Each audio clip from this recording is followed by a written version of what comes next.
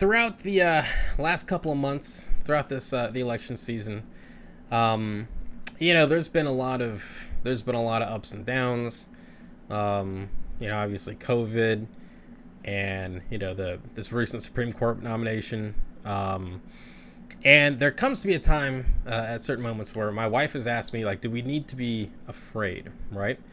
And I just kind of generally tell her, no, we don't have anything to be afraid of. Like, we obviously this is a contentious election, but there's nothing to actually be afraid of. And that is until the President of the United States says shit like this. Supremacists and white supremacists and right Proud Boys, stand back and stand by. Yep. Stand back and stand by. That's what he said to a hate group known as the Proud Boys. Stand back and stand by. And my question is, stand by for what? But before we get to that, let's talk about who these Proud Boys actually are. So they've been called neo-Nazis because of some of their tactics. Looking at all their stuff, can't really see if there's a racist tilt to them, because there's a lot of African-American Proud Boys and Proud Boys of many different races. But they are definitely a hate group that violently fights the left. Here are a few of their highlights. I'm a Western chauvinist, and I refuse to apologize for creating a modern world. Like President Trump, political correctness is just another word for censorship. Gender pay gap's a myth. Islam is not a very good ideology, and we're allowed to criticize it.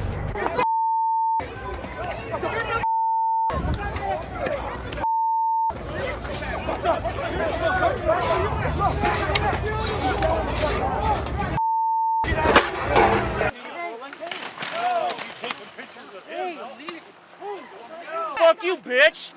I'm press. Fuck your press. You guys are downtown throwing Molotov cocktails, press. and I'm the press.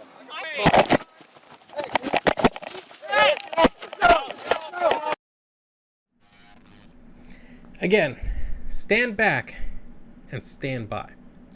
So what the Proud Boys really are, in case you didn't get it from that clip, is they are a bunch of, male chauvinists that are proud of it. And really, they just kind of have this culture of toxic masculinity, and again, them saying that, okay, there's no gender pay gap, calling out, saying Islam or very Islamic things.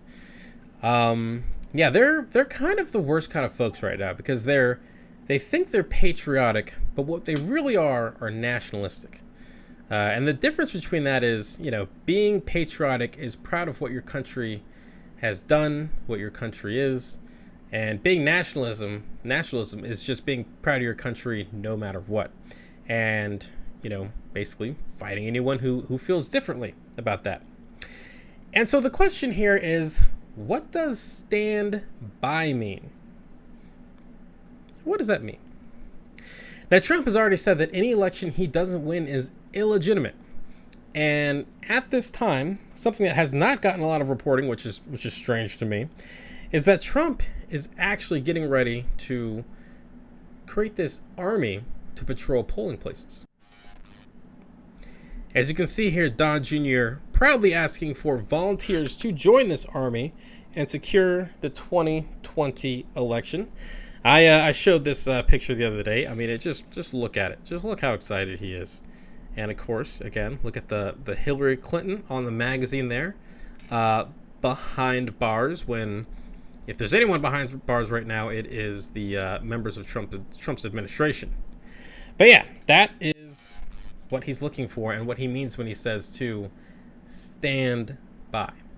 See, Trump is actively trying to undermine the confidence in the election. His goal here is that he wants this to, if there is any improprieties they could point out, he's already saying there's a bunch of ballots out there that shouldn't be counted, all this kind of stuff, right?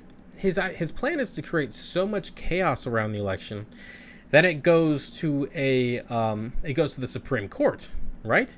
A newly conservative Supreme Court with a 6-3 majority on the Republican side. And obviously, a lot of people would be very upset about this. And that's why he needs people to stand by, to fight in case people are a little upset that the election has been stolen from them. And for the Proud Boys part, they have made it known that they have heard the message loud and clear. They're ready. And, you know, those groups have in the past called for a civil war. So this isn't a empty threat or just, you know, political, you know, just political stuff run amok. I mean, this is a real thing. And these groups have been ready to violently fight back if Trump does indeed lose the 2020 election. Hey, what's going on, everyone? Thank you so much for watching Citizen Pete. I really appreciate it. If you haven't already, click that little subscribe button, maybe the like button, and hey, maybe just leave a comment. You know, I want to know what you're thinking. What do you think about all the politics, the news, and all the stuff that's going on in our country?